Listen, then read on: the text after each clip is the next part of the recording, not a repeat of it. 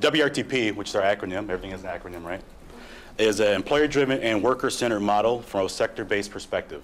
I'm not going to go into individual profiles, but I believe our website is there, and we do have video and narrative profiles on about 10 individuals, and they really tell the story. I wish I could bring them with me. We came together to build a new infrastructure for working together in order to facilitate a more effective coordination of worker readiness driven by employers, which is the key, to best ensure that individuals are preparing for employment and are gaining the skills and experiences that employers need in their workforce. And you kind of using a clearinghouse model, bringing this all together, which I'll actually demonstrate, I think, on the next slide. We really want to focus on the needs of employers and the needs of job seekers looking for quality jobs. Employers and unions who are looking to hire a diverse mix of qualified candidates for all their openings, but also helping job seekers seeking to place their clients and find really important family supporting jobs. And all meeting industry standards. That's really a key point to focus on here. In our model, we partner with employers. If you look at the right side of a slide there, and that's not a political statement at all, I just want to make sure that's clear. Just happens where the community part starts. That's where the focus is from the job seeker perspective. Left side is the employer network, which is where we normally start. Where are the jobs?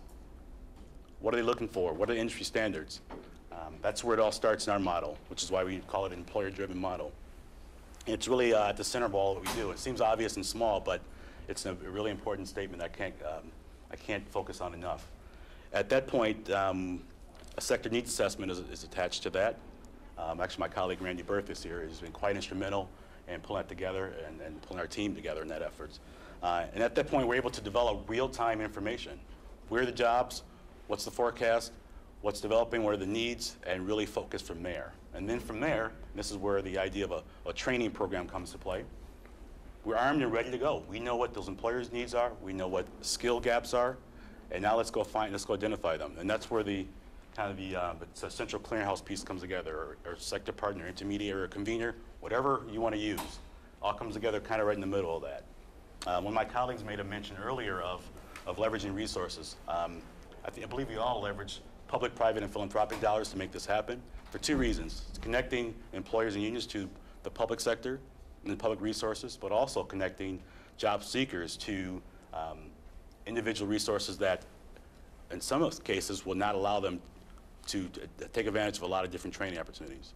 Well, these leveraged resources give us the opportunity to do that. They can walk through our doors, have the ability to take advantage and use any means that they need to get the training they need, get the services they need, to get the advanced retention that they need, and to ensure that we meet, again, needs is a big word in my world, meet the needs of those employers and those industries. So I can't focus on that enough. So once all those things come together, short-term trainings are developed if necessary. Not everyone needs training. There are a lot of dislocated workers, a lot of people walk up in and off the street who have skills. Well, they just don't have that. They need a connecting point. They need a convener to help identify where the jobs and apprenticeship and career pathways are. And that's, again, we have that ability to do that with these leverage resources and with our partners. And from there is also follow-up and retention and advancement services. We continue to work with employers, not just at the entry point, but in the follow-up end of it. In some cases, it's developing advancement services. It's developing wraparound services to ensure that our individuals are staying and getting those employment opportunities. A little bit of performance. I'll just give you a little over the past 4 years. We've placed about 1,500 individuals into 1,900 job opportunities at an average wage of about $15 an hour, including about 450 in apprenticeship opportunities. So again, I really focused on this is where the career pathway happens.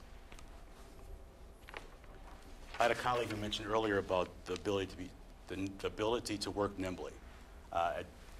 It's not just a passion, it's a necessity of what we all do. The ability to work with different funders, different employers, hundreds of participants, you have to be nimble on your feet, especially in this job market and this economy. It's the only way to make it work. I've been told we've been under about 5 different assessments in the past year, and I've been told that we're in a growth cycle, which is, I'm actually happy to say that. We're not a finished product. We're not plateauing yet, and the studies shown that. So in this growth cycle, we're still learning, which is nice to have colleagues to bounce ideas off of. But I do want to chronicle one quick an editorial from our local newspaper, the Journal-Sentinel, from April 2007. The headline was "Perpetual Skills versus Jobs Disconnect."